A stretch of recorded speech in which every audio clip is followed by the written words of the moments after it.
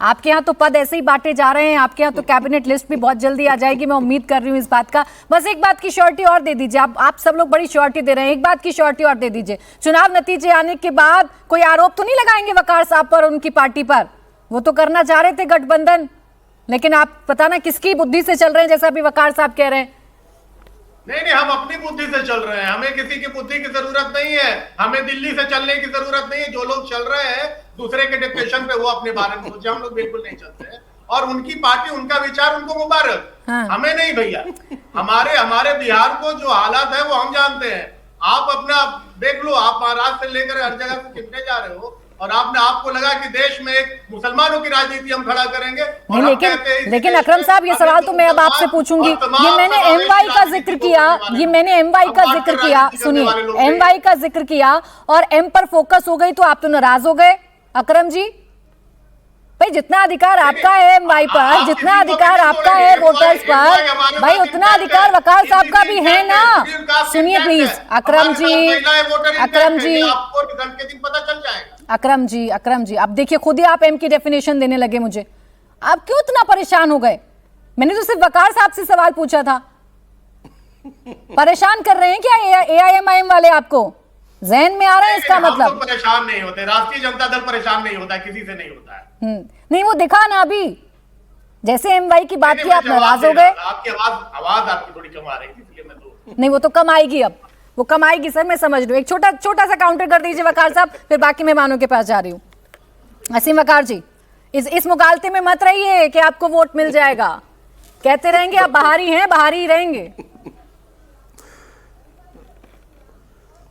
Madam देखिए, फिर मैंने भी कोई पर्सनल वाली बात हो जाएगी।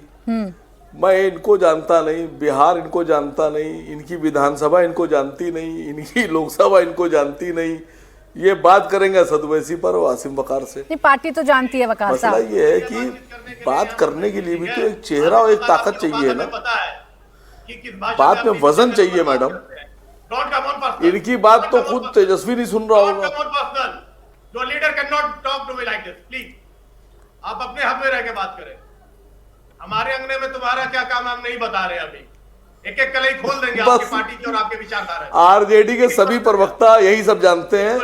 मैं अक्सर सुनता हूँ आरजेडी वालों को, वो ऐसे ही मतलब लूज टॉक करते हैं एक दूसरे से। नहीं, आप बताएंगे। और लूज टॉक करके सोचते हैं कि वो पॉलिटिकल बहुत बड़े लीडर बन गए। हमारे बारे में फर्क नहीं। अच्छा रुक जाएं अकरम जी रुक जाएं, ठीक है अकरम जी रुक जाएं। अब हमारे अंगने में तुम्हारा क्या काम है, ये उन विधायकों से पूछेगा जो चुनकर आए थे एआईएमआईएम के निशान पर, लेकिन आ गए आपकी पार्टी में, उनसे भी पूछ लीजिएगा कभी। और इनकी ताकत क्या है ये तो आप जानते ही हैं। तभी मैं कह रही हूँ ना, जैसे ही वकार साहब आए डिबेट में आपका रुख बदल गया। अकरम साहब अच्छा खासा आप बता देते डिप्टी सीएम कौन होगा, सीएम कौन होगा, आप बेवजह नाराज होने लगे। मौका दे दिया अपने सहयोगियों को हंसने का। नवल जी नहीं, ये हंसे, हम तो चाहते हैं कि चले ठीक है सर, कोई बात नहीं, सियासत ऐसी होनी चाहिए, बिल्कुल ठीक है सर। अरे ठीक है, सियासत ऐसी होनी चाहिए। नवल जी बताइए, क्यों ना सवाल पूछें आपके विरोधी आपसे। एक नेता कहते हैं जीना है तो मरना सीखो, लड़ना सीखो, और एक नेता कहते हैं हो न्याय अगर तो आधा दो। ये सब सामान्य है।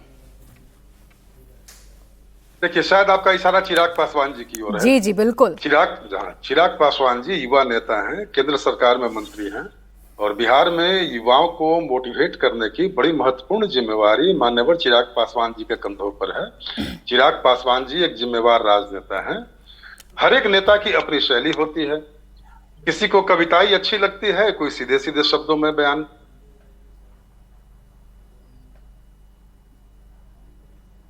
ठीक है, मैं लौट रही हूँ नवल जी आपके पास, लेकिन ये भी बड़ा खूब है गुरु प्रकाश पासवान जी कि ना बीजेपी ना जेडीयू कोई कवि नहीं है।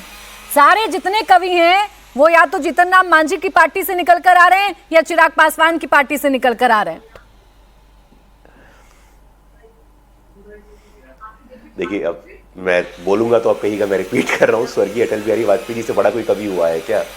पोएट, स्टेट्समैन, उनको लेकर के वो अपनी भावनाएं कैसे कविताओं में व्यक्त करते थे, ये हम राजनेताओं को सीखने की आवश्यकता है। लेकिन देखिए, बड़ा दुख होता है अभी जिस प्रकार से आपने एक्सपोज किया और A to Z में एक ही अक्षर तेजस्वी यहां कहते कहते थक गए कि भाई हम A to Z की पार्टी है, माई बाप की पार्टी है, लेकिन अंततोगत्वा आपका असल चेहरा सामने आ ही गया।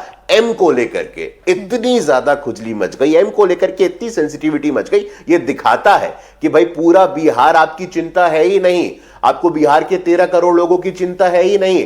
तुष्टीकरण की पराकाष्ठा का सर्वोच्च और सर्वश्रेष्ठ उदाहरण प्राची जी आपके शो पे आज दिखा है, और मैं धन्यवाद देता हूं आपको, चाहे अनचाहे में ही सही, कॉन्शियसली अनकॉन्शियसली सही, कम से कम आपने इन फिरका परस्त पार्टियों का जो असल चेहरा है वो एक्सपोज किया आज भारत के लोगों के सामने। आपको बहुत शुक्रिया करता हूं मैं। जब मोदी जी कहते हैं सबका साथ, सबका विकास, सबका विश्वास, तो सबकी बात होनी चाहिए।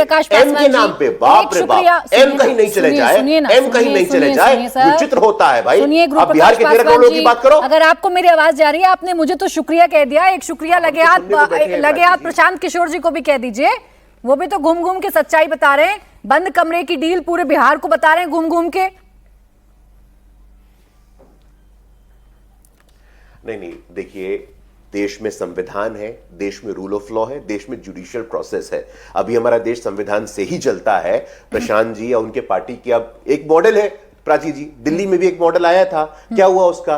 कपिल सिब्बल को परसू करेंगे, चिदम्बरम को परसू करेंगे, राजा को परसू करेंगे। तो छोड़िए ना, ये बिहार है, ये लोकतंत्र की जननी है, ये पटना का गांधी मैदान है जहां से आपातकाल के विरोध में स्वर बुलंद हुआ था। तो लोग आते हैं, आएंगे, करेंगे, स्वागत है उनका, दिल्ली वाले मॉडल ने दो बार आपको चुनाव हराया था। रूल ऑफ लॉ से अपने आप को ऊपर समझना, गुरु प्रकाश पासवान जी, दिल्ली वाले मॉडल ने दांत खट्टे किए थे आप लोगों के।